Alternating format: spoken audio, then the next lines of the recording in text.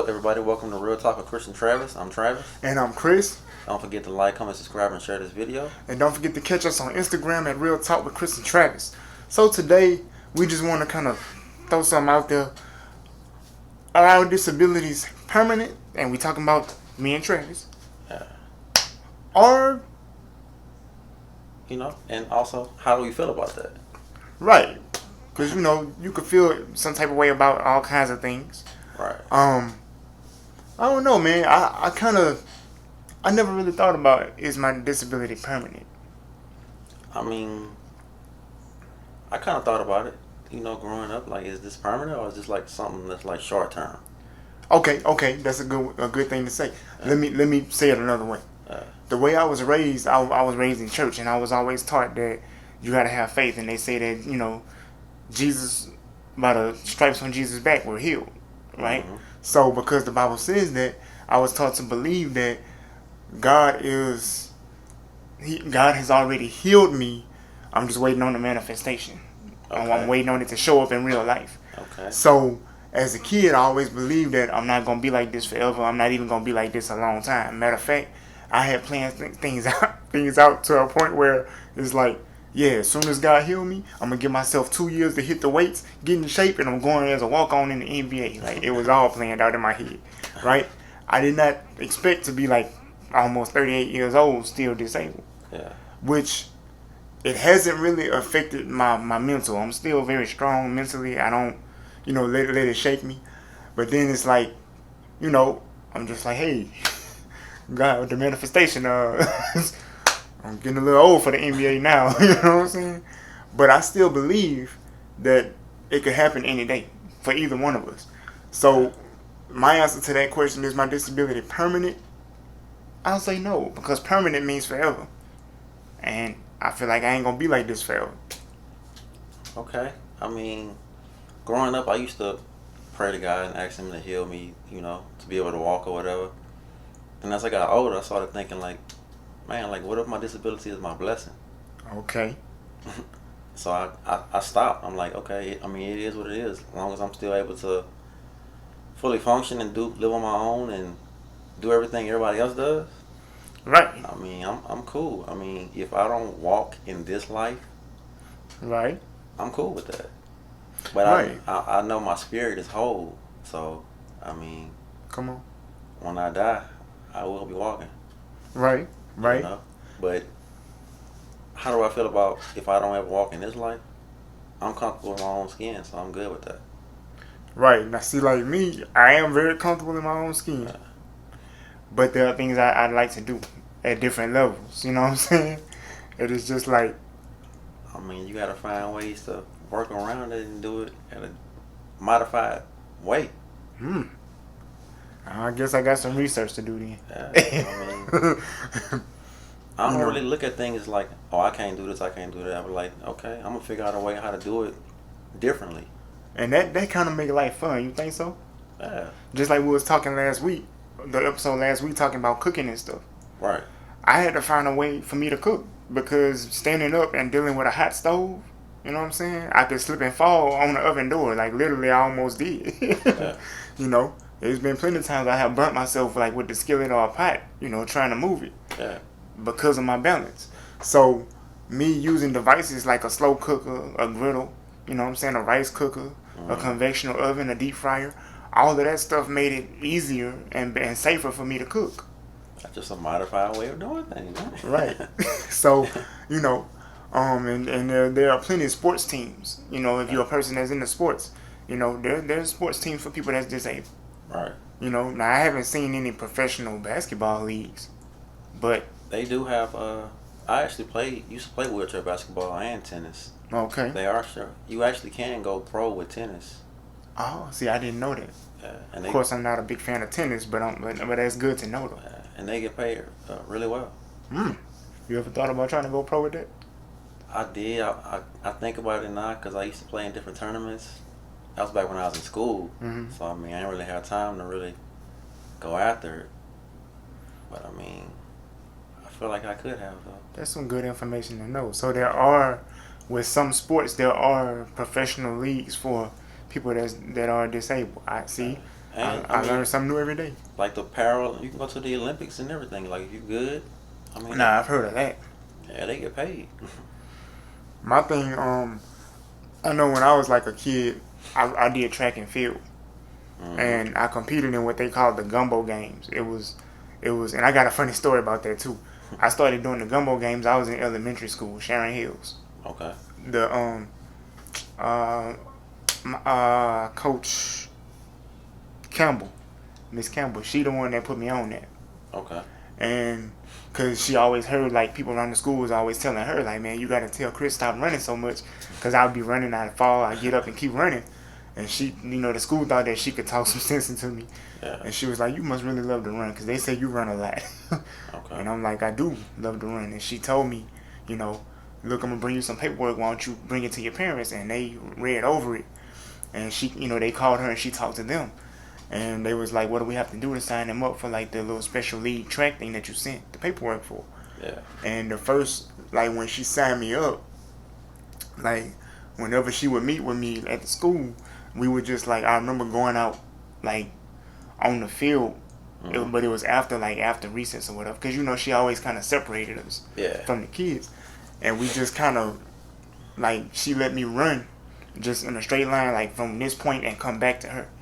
And she used a stopwatch to time me and stuff. Okay. And she was like, man, I think you could do it.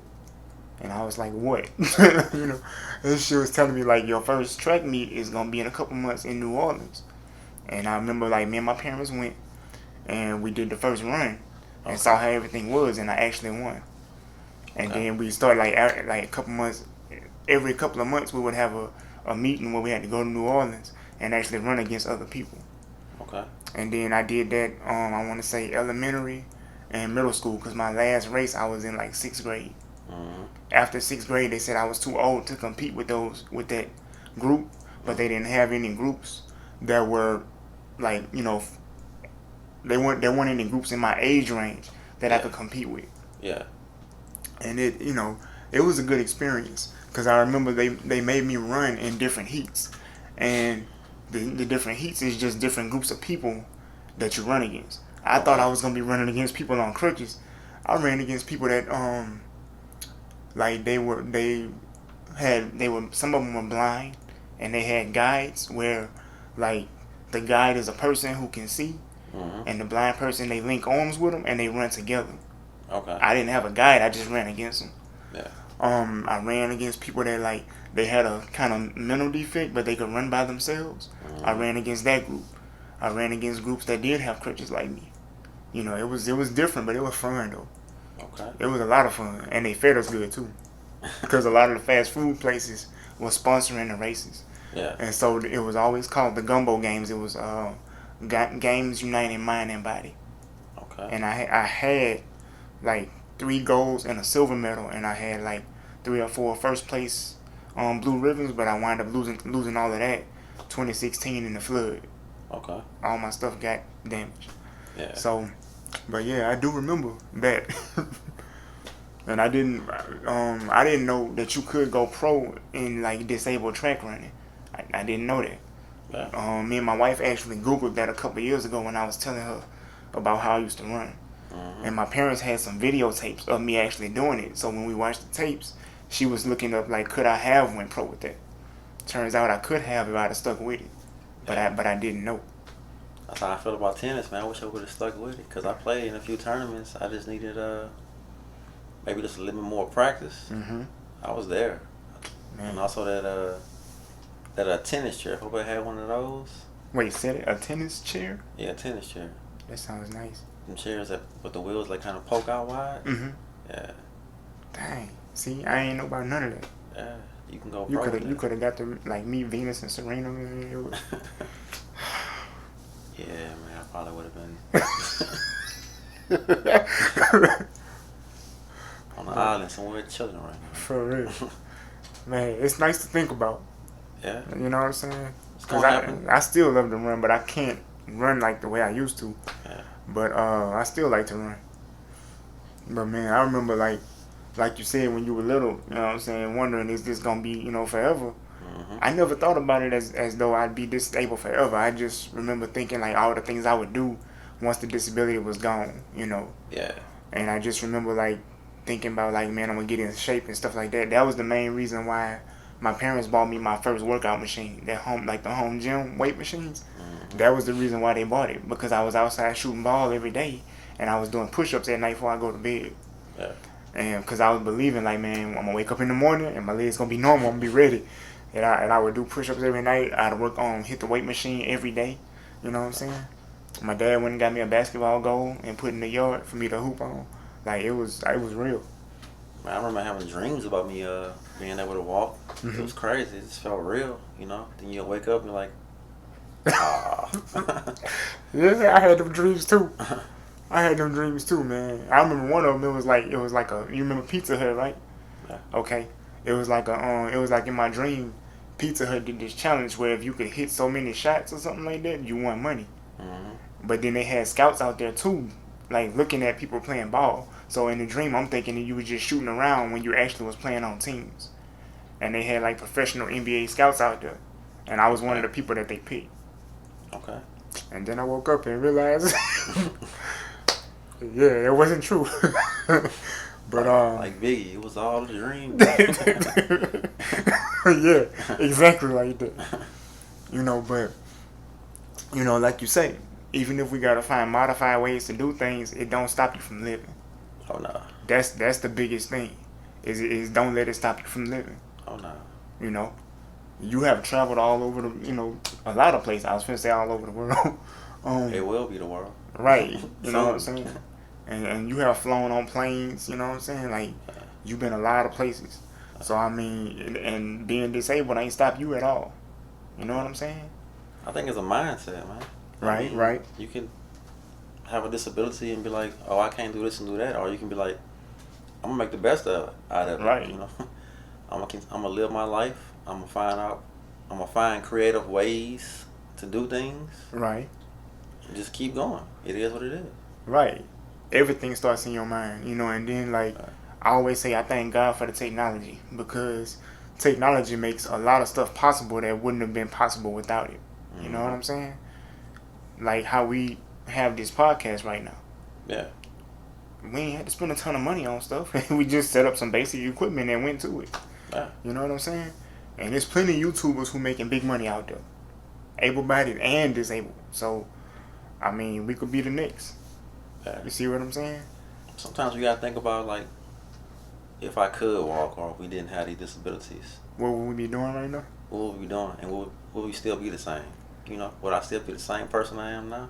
I remember my dad asked me that. He said, you always, saying you don't like your disability, but would you have the level of patience that you have right now without it? And I had to think about that. I was like, man, I'm real patient. I could be patient. It don't take a disability, but It's kind of easy to say that when you right, right. And then it's like you snap your fingers, you don't have it anymore. You might be Really a whole, grouchy. a whole different person, Groucho Marx out here, not happy. Might be out here wilding out, man. You just never know. Yeah, and I feel like, Not saying you still can't wild out, but I'm saying you might be on a different level. yeah. It's all in how you see it, and it's all in how you see yourself. You know what I'm saying? Like you said, it's a mindset. So do I see myself as somebody who's limited, or do I see myself as I just got to get really creative at doing what I want to do, seeing these goals and dreams accomplished? Yeah. Because everything starts in your mind.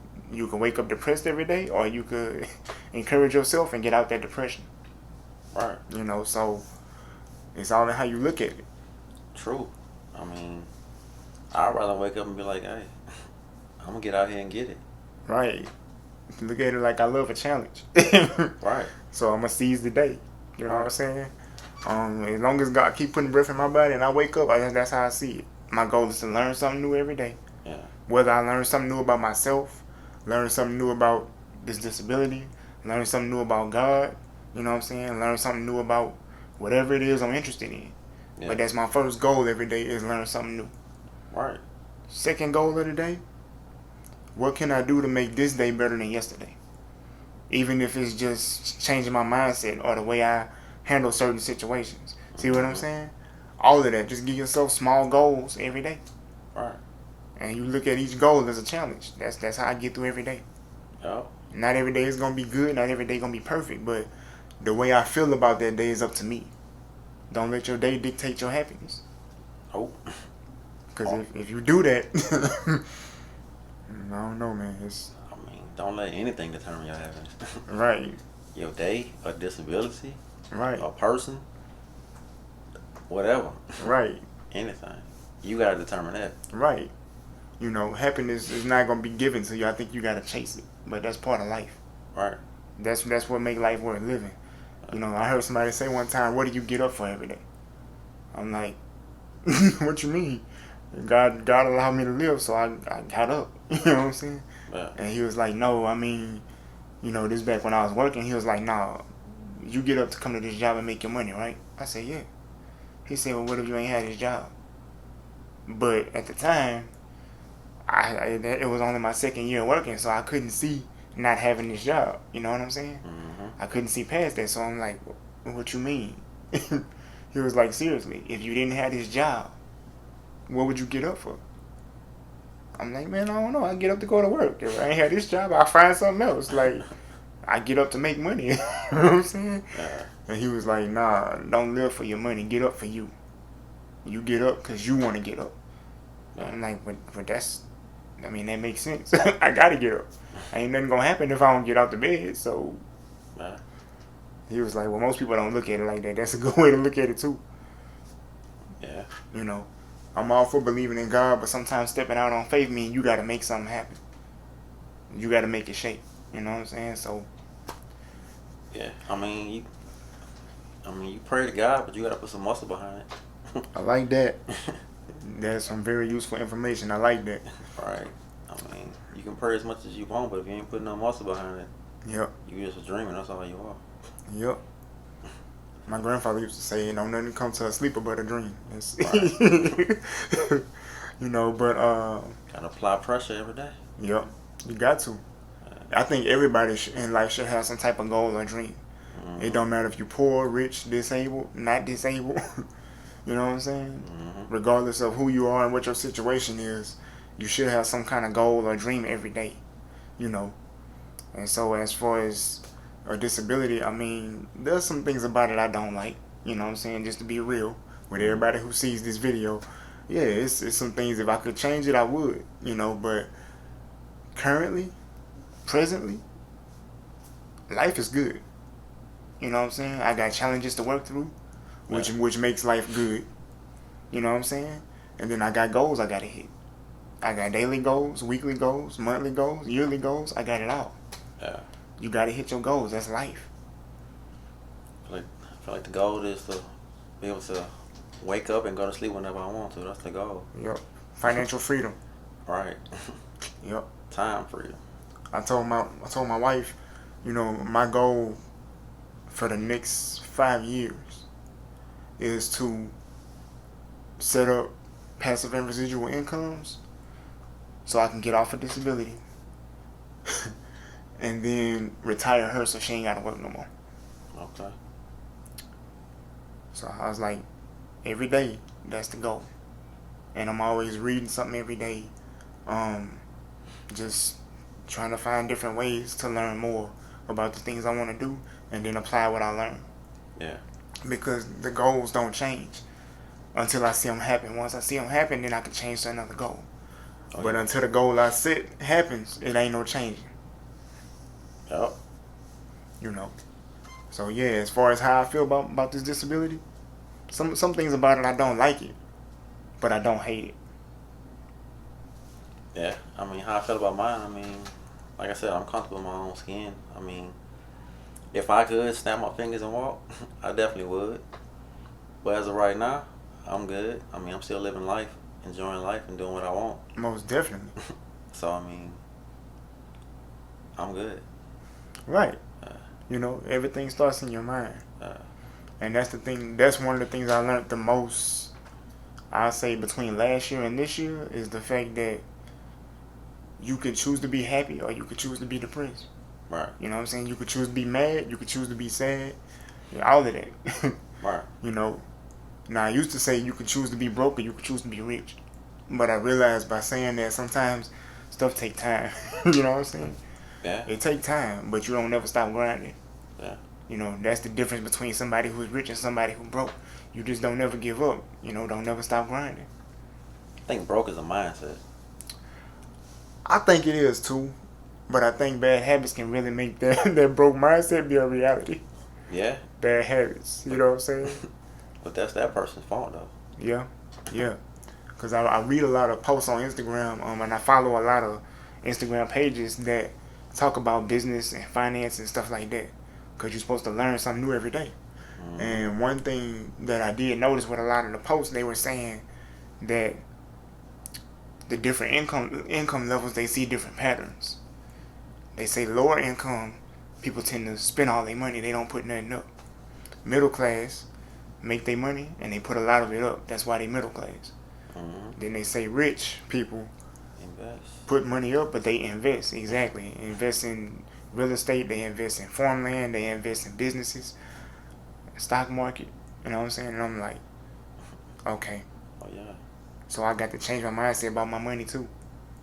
You know, I was always taught you want to save your money, which is good. But I was never taught save some of your money. the other half of your money, don't spend it, invest it. Right. And once your investments start growing, then you can kind of let your investments or your business pay for the life you want to live. Right. That's how you start spending. Right. You want to buy assets, not liabilities. Right. Like I said, I learn something new every day. Definitely. That's why I be on the grind. Because being disabled don't have to stop anything. You know? Unless you choose to let it stop you. Right. Perfect example, me. I never thought I'd be married because I figured that like the disability would make me unattractive to women. That was just me. I'm absolutely married. It's been 10 years. So, I mean, it don't have to stop anything. Nope. Me and Travis are going to be internet entrepreneurs. We're going to be big one day. I don't know when that day going to be. But we're going to be out here with books, with everything. I mean, TV shows. We're going to do it all, man. We're going to do it all. Right. Companies on the stock exchange, people going to be investing in us. Yeah. Have my name on it all, man. Right. Motivational speakers, we're going to be out here. Booking flights, you heard me? You know, but you got to see it in your mind and don't let nothing stop you. All right. You know. You can conceive it in your mind and you can achieve it in the physical. That's how it goes. Okay, I see you. I see you. Motivational speaker over here to my right. But yeah, man, if you are somebody, let's say you just kind of newly became disabled, please watch this video and find some encouragement and some strength in it. Oh, yeah. You know, go back and watch some of our other videos too. You know. Yeah, your life don't start with a disability. Life could start with a disability though. There's some things you could do with a disability that you would have connections and perks with. Yeah. Privileges. Right. That you never knew you could have. I mean, so it could start a whole new life for you. Yeah. It's all in how you look at it. You gotta look at your disability as your blessing. Yep. You know, don't worry about what society might say about you. Worry about how you feel about yourself. Right, because society ain't living your life. You are living your life. Right. You know, that's what we made this podcast for. Yeah. Yes, independence is a great thing, but everything starts in your mind. If you don't give yourself a chance in your mind, you already pretty much wrote yourself off. Oh yeah, you done. Right. So, you know, go for life, because that's what it's here for. I mean, I like being different. Exactly. You know. Exactly. But yeah, y'all drop some comments. Let us know what you think and hit us up. And you know what else too, man? Let us know in the comments if you are a person that's disabled or even if you're able-bodied. Everybody kind of have a routine of how they get through a tough time. Yeah, let us know. I know for me, like when I go through a tough time, I'll get away from everybody and I'll pray. And I'll come back around my family like, okay, we good. We just need to sit down and make a plan on how we gonna get out or whatever. Mm-hmm. So let us know, when y'all have a rough day, what y'all do. All right. And don't forget to like, comment, subscribe, and share this video. And don't forget to catch us on Instagram at Real Talk with Chris and Travis. Also, don't forget to catch us on TikTok. We have an email address. It is realtalkwithchrisandtravis@yahoo.com. So feel free to hit us up there with anything you have. And we'll be back next week with another video. Stay tuned. And we out. Peace.